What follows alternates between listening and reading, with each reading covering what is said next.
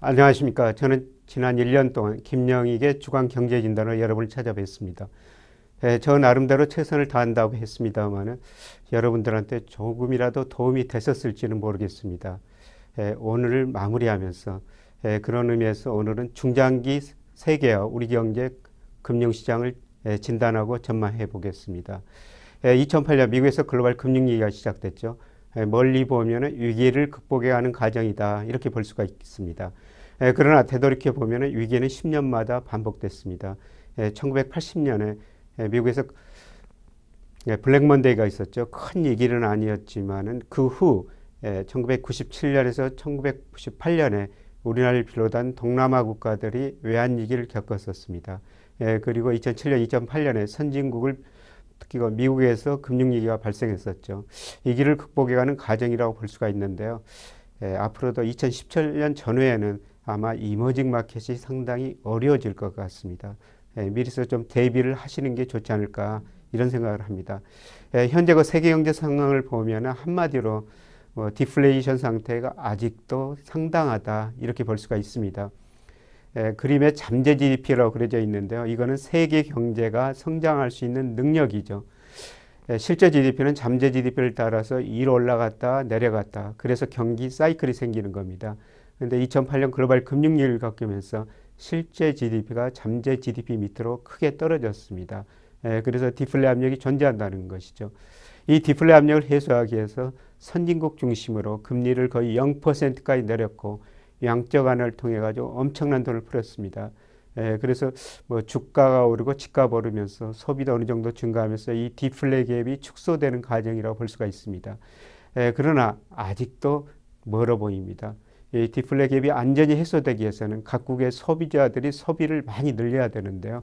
문제는 미국도 그렇고 우리나라도 그렇습니다만은 가계가 상당히 부실해졌습니다. 소비가 증가하면서 이 부실을 해결하기는 상당히 어려워 보입니다. 그래서 잠재 GDP는 공급 능력, 실제 GDP는 수요라고 볼 수가 있는데요. 앞으로 공급 능력 측면에서 축소돼야 될 것 같습니다. 지금 공급관이 심각한 상태인데요. 기업들이 많이 구조조정을 해야 될 것 같습니다. 저는 산업의 심화란 표현을 씁니다만은 앞으로 이 디플레 갭이 해소되기 위해서는 산업은 존재하지만은 기업체 수가 갈수록 줄어들면서 구조조정을 해야 될 것 같습니다.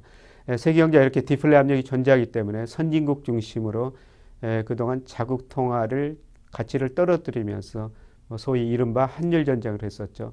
2008년 미국에서 금융위기가 시작됐지 않습니까? 이때 미국이 금리를 0%까지 내리고 본원 통화를 1년 사이에 거의 2배로 늘렸습니다. 저는 세계 지금 경제사 중 한 해 동안 이렇게 버는 통화를 많이 늘린 나라 처음 봤습니다. 이렇게 미국이 돈을 풀다 보니까 이때 당시 미 달러 가치가 떨어졌었죠. 특히 엔화 가치가 많이 올랐었습니다. 2007년 한때 엔 달러 환율이 122엔이었습니다만은 2011년에 77엔까지 떨어집니다. 잘 아시다시피 일본 경제 디플레 압력 상당히 심각한 상태 아닙니까? 이런 상황에서 엔화 가치가 그렇게 강세로 가니까 일본이 양적 완화를 2013년부터 본격적으로 단행한 거죠. 미국보다 일본이 더 돈을 풀게 됐었습니다. 그래서 엔화 가치가 계속 하락하고 있습니다. 77엔에서 최근 한때 거의 125엔까지 올라왔었죠. 올해 들어서는 유럽 중앙은행이 양적 완화를 단행하면서 또 한일 전쟁에 가담하고 있습니다. 올해 3월부터 내년 9월까지 무려 1조 1,600억 유로 엄청난 돈을 풀겠다는 겁니다. 미국, 일본, 유로존 차례로 한일 전쟁을 하고 있는 것이죠. 중국 경제 나중에 좀 말씀드리겠습니다만 디플레 압력이 상당히 심각합니다. 그래서 선진국이 이렇게 한일 전쟁을 하면서 경쟁적으로 자국의 통화 가치를 떨어뜨리자 중국도 지난 8월에 위안화를 평가 절하한 겁니다. 장기적으로 보면은 중국의 목표가 위안화의 국제화 금융 강국이기 때문에 환율을 자유화하는 과정이라고 볼 수가 있습니다만은 어떻든 중국도 한일 전쟁에 부분적으로 가담했다 이렇게 평가해 볼 수가 있습니다. 전 세계 디플레 압력이 심각하다고 제가 말씀을 드렸습니다만은 미국 경제마저도 아직도 디플레 압력이 존재하고 있습니다. 그림에서 빨간 선이 미 의회가 추정하는 미국의 잠재 GDP, 미국 경제가 성장할 수 있는 능력이죠. 그런데 2008년 위기를 겪으면서 실제 GDP가 잠재 GDP보다 7% 아래로 떨어졌습니다. 이렇게 떨어지자 미국 연준이 연방기금금리를 거의 0%까지 내리고 세 차례 걸쳐 양적 완화를 단행했습니다. 그러다 보니까 주가가 3배 오르고 집값이 오르면서 이 갭이 축소되고 있습니다. 그럼에도 불구하고 올해 2분기 현재 실제 GDP가 잠재 GDP보다 2% 밑돌고 있습니다. 그래서 미국이 그만큼 돈을 많이 풀었는데도 공급이 수요를 초과하기 때문에 미국 물가가 오르지 못하고 있습니다. 이에 따라서 미국도 금리를 인상 못했던 것이죠. 대부분의 견해가 아마 올 12월 달에 미국이 금리를 인상할 것이다, 이런 전망을 하고 있는데요. 저는 이 디플레 갭이 해소되기 위해서는 상당한 더 시간이 필요하다고 보고 있습니다. 오히려 내년에는 주가가 떨어지면서 소비 위축되고 미국이 또 다른 양적 완화를 해야 된다, 아마 이런 전망까지 나오리라고 생각하고 있습니다. 우리의 관심사는 최근 중국이죠. 중국 경제, 지난 2008년 글로벌 경제가 상당히 어려웠었습니다. 미국을 비롯해가지고 선진국 경제가 대부분 마이너스 성장했죠. 선진국 경제 평균 마이너스 3.5% 2009년에 성장했었습니다. 그러나 중국 경제는 9%가 넘는 고성장을 했습니다. 그 다음에도 10% 넘는 성장을 했는데요. 세계 경제가 이렇게 어려운데도 불구하고 중국 경제가 왜 이렇게 고성장을 했겠느냐. 그거는 중국 정부가 기업들한테 많은 투자를 유도했기 때문입니다. 그러면서 빨간 선이 고정 투자가 GDP에서 차지하는 비중인데요. 세계 평균이 한 22% 정도 됩니다. 근데 중국은 최근에 48%까지 올라갔습니다. 투자를 이렇게 많이 해가지고 다른 나라 마이너스 성장하는데 중국은 9 내지 10% 성장했던 것이죠.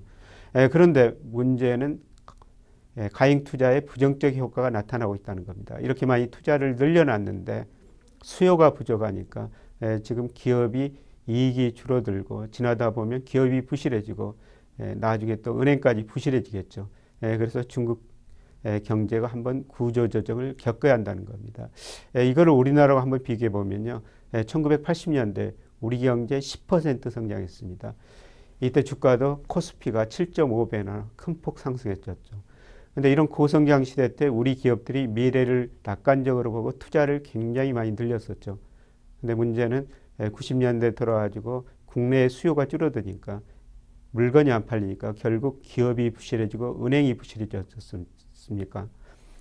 이거를 97년 IMF 경제위기를 겪으면서 부실을 처리했었습니다. 이런 그 부실이 쌓인 과정에서는 참 주가가 오르기는 힘들죠. 중국도 10% 성장하면서 기업들이 많은 투자를 했습니다만 앞으로 성장률이 7%, 5% 떨어지면서 기업은행 부실이 계속 문제가 드러나고 아마 1, 2년 내에 중국이 구조조정을 한번 해야 될 것 같습니다. 저는 이 무렵에 중국 가서 한번 돈 한번 벌어보자, 이런 말씀을 드리고 싶은데요. 우리 1997년 IMF 경제위기 겪을 때 외국인들 우리나라에 들어가지고 돈 얼마나 많이 벌어갔습니까? 대표적으로 론스타를 예를 들고 있습니다만은 어떻든 1, 2년 후에 중국이 구조조정을 한번 해야 되고요. 이 무렵에 우리가 중국 가죠. 주식, 채권, 기업, 돈 많으신 분은 은행까지 싸게 살 수 있다고 보고 있습니다. 그 뒤에 구조조정 거친 다음에 중국 경제가 안정성장 국면에 들어서고 우리도 주가가 구조조정 다음에 1000에서 2000을 넘었었습니다만 이런 국면이 남아있기는 합니다만 앞으로 중국 자산 가격이 한 번 더 심하게 떨어질 가능성이 높습니다. 이 무렵에 중국 자산을 사시는 게 좋을 것 같습니다. 이제 우리 경제인데요. 우리 경제 수출 의존도가 너무 높아졌습니다. 특히가 이명박 정부 때 우리 경제는 내수가 적기 때문에 수출 중심으로 성장해야 된다. 그러려면은 환율이 높아야 된다. 부분적으로 인위적으로 좀 고환율 정책을 썼지 않습니까? 그렇게 되면 수출이 잘 되고 수출이 잘 되면 수출 기업들이 돈을 벌어가졌으면 결국 내수 기업도 잘 될 것이다. 이런 걸 소위 낙수 효과라고 그랬습니다. 어떻든 비교적 높은 환율 때문에 대기업들이 수출을 했고요. 우리 경제가 수출 중심으로 성장했습니다. 우리 GDP에서 수출이 차지하는 비중이 2000년 초반에 한 30% 정도까지 떨어졌습니다. 근데 그게 거의 56%까지 올라왔죠. 수출 의존도가 굉장히 심화된 나라가 됐습니다. 특히 중국 한 나라에 대한 수출 의존도가 굉장히 높아졌죠. 2000년에 우리 수출에서 중국이 차지하는 비중이 21%였습니다. 최근에 26%까지 올라갔습니다. 수출 의존도가 높고 중국에 대한 특히 수출 의존도가 높은 상황에서 최근에 그 중국으로 수출이 감소되고 있습니다만은 우리 경제에 큰 타격을 줄 수밖에 없습니다. 여기다가 가계가 상당히 부실해졌죠. 최근 소비 증가율이 경제 성장률 계속 밑돌고 있습니다만은 이런 상황에서 수출이 안 되면은 우리 경제가 저성장을 겪을 수밖에 없다는 겁니다. 그래서 우리나라 잠재 성장률이 계속 떨어지고 있다. 이런 이야기들이 많이 나오고 있는데요. 그러면은 제가 KDI 전망치를 한번 인용해 본 것입니다. 한국개발연구원 KDI에서는 현재 우리나라 잠재 성장률을 3.1% 정도 추정하고 있습니다. 그러나 앞으로 5년 후에는 2%대, 10년 후에는 1%대로 떨어질 거라는 겁니다. 잠재 성장을 하기 위해서는 노동, 자본, 또한 생산성이 올라가야 되는데요. 앞으로 뭐 10년 후에 가면은 우리나라 노동은 오히려 감소하면서 성장률이 떨어질 거라는 거고요. 그 다음에 우리나라 기업들이 자본 스톡을 많이 갖고 있기 때문에 자본 투자도 그렇게 많이 늘어나지는 않을 거라는 것입니다. 여기다 생산성이라는 게 하루아침에 증가하는 것은 아니죠. 그래서 10년 후에는 우리 경제가 성장률이 1%대로도 떨어질 수 있다. 뭐 이런 전망들이 나오는 겁니다. 최근 채권 시장을 보면은 우리나라 국채 수익률이 2.2% 안팎으로 미국하고 거의 비슷해졌습니다. 채권 시장에서 10년 국채 수익률을 사는 사람들은 앞으로 10년 후에 우리 경제 성장률, 물가가 어떻게 될 것인가 이런 것도 미리 내다보고 사는데요. 우리 국채 수익률이 미국하고 비슷해졌다는 것은 앞으로 10년 후에는 우리 경제 성장률이 미국보다도 낮아질 수 있다. 10년 후에는 미국은 2% 안팎 성장할 수 있지만은 우리 경제는 그 밑으로 성장할 수 있다. 이런 진단을 해볼 수가 있는 것입니다. 참고로 우리나라 성장률이 얼마나 떨어지고 있는가를 보기 위해서 제가 우리나라 역대 대통령 집권기간 중 연평균 경제성장을 한번 그려본 겁니다. 계단식으로 떨어졌죠. 박정희, 전두환 이 두 분 때 우리 경제 뭐 성장 우선 정책, 3조 호황 같은 게 있어가지고 10% 안팎 성장했습니다. 그리고 성장률이 떨어지기 시작하고 김영삼 정부 들어가지고 시장을 믿으면서 우리 자본시장 개방하고 96년에 OECD 가입했었습니다. 그리고 97년에 IMF 경제위기를 맞게 되는 것이죠. 이 IMF 경제위기 원인은 고성장 때 쌓인 부실이 이때 다 드러났고요. 그리고 자본시장을 개방해 놓다 보니까 외국인 자금들이 큰 폭으로 들어왔다가 다시 썰물처럼 빠져나가니까 우리가 외환위기를 겪을 수밖에 없었죠. 그래서 김대중 정부 들어가지고 이제 IMF 빌려가지고 구조조정을 했죠. 구조조정하는 게 뭡니까? 쉽게 말씀드려 기업 측면에서 보면 뭐 좋은 기업 살리고 나쁜 기업 없애는 것이죠. 그래서 경제 성장률이 한 단계 떨어졌습니다. 그런데 이 구조조정 결과 뭐 차별화가 더 심화됐습니다. 그 다음에 노무현 정부에서 이 차별화 문제를 해소하기 위해서 여러 정책을 냈습니다만 크게 개선된 건 없었고요. 그 다음에 이명박 정부 뭐 선거국 경향으로 747 소위 내세웠지 않습니까? 7% 경제 성장률, 1인당 국민소득 4만 달러, 7대 경제 강국을 내세웠습니다만은 사실 목표치에 불과했었습니다. 실제 경제 성장률은 3.2%에 지나지 않았죠. 다른 목표도 달성하지 못했었습니다. 박근혜 정부 들어가지고 신경제 혁신, 뭐 3개년계획 이런 걸 내놨었는데요. 여기서 474를 제시했습니다. 4% 경제 성장, 70% 고용률, 1인당 국민소득 4만 달러인데요. 우리 경제가 4% 성장하면 처음으로 계단을 올라가게 됩니다만은 쉽지는 않아 보입니다. 방금 전에 제가 KDI 경제전망 말씀드렸는데요. 우리 경제 성장률 이제 3.1% 안팎으로 떨어졌고 갈수록 2% 후반으로 떨어질 가능성이 높습니다. 70% 고용률, 1인당 국민소득도 아마 2017년까지는 달성하기 어려워 보입니다. 물론 경제 규모가 커지면서 성장률은 낮아질 수밖에 없는데요.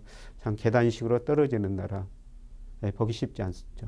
이런 저성장 국민에 나타난 가장 중요한 특징이 차별화인데요. 고성장 때 뭐 경제 규모가 빨리 커지니까 웬만한 기업들 같이 성장할 수가 있었습니다. 그러나 경제 성장률이 낮아지면 경제 규모 커지는 갈수록 줄어들죠. 이걸 나눠 가져야 됩니다. 그래서 경쟁력 있는 기업만 많이 가져가고 경쟁력 없는 기업은 덜 가져가게 됩니다. 시장이 사라질 수도 있죠. 차별화가 앞으로도 더 심화될 수가 있다는 겁니다.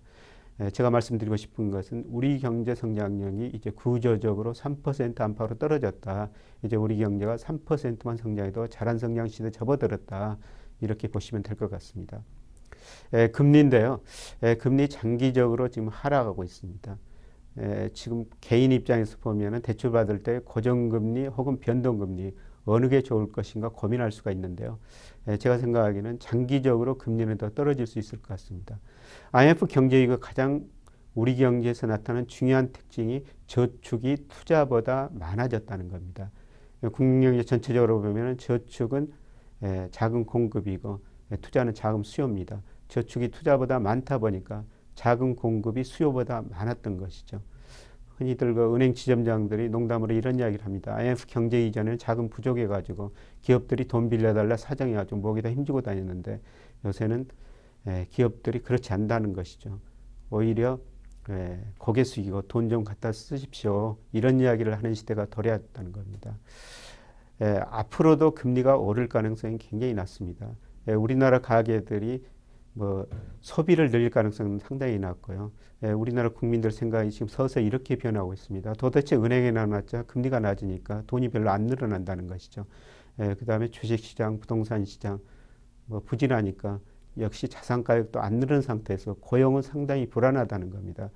그래서 앞으로 곰곰이 생각해 보니까 아끼고 살 수밖에 없구나. 그래서 저축률이 꾸준히 늘어나는 거죠. 한국은행 통계 보니까 작년에 우리나라 가계 순저축률이 6.1%로 10년 만에 최고치를 기록했습니다. 여기다가 기업들도 투자를 많이 안 하고 있습니다. 그래서 자금 공급이 자금 수요를 계속 초과하면서 저금리 상태는 지속될 것 같습니다. 여기다가 중국 사람들이 최근 우리 채권 많이 사고요. 은행도 기업들이 돈을 안 갖다 써보다 보니까 결국은 채권 살 수밖에 없습니다. 그래서 금리는 지속적으로 하락한다. 이렇게 보시면 될 것 같습니다. 다음에 주식시장인데요. 우리 주식시장 참 부진하죠. 2011년 4월 달에 코스피가 2231까지 올랐습니다. 그리고 그거를 지금 거의 4년 넘게 지나고 있습니다. 돌파하지 못하고 있는데요. 앞으로도 주식시장은 계속 일정한 박스권에서 조정을 보일 가능성이 높습니다.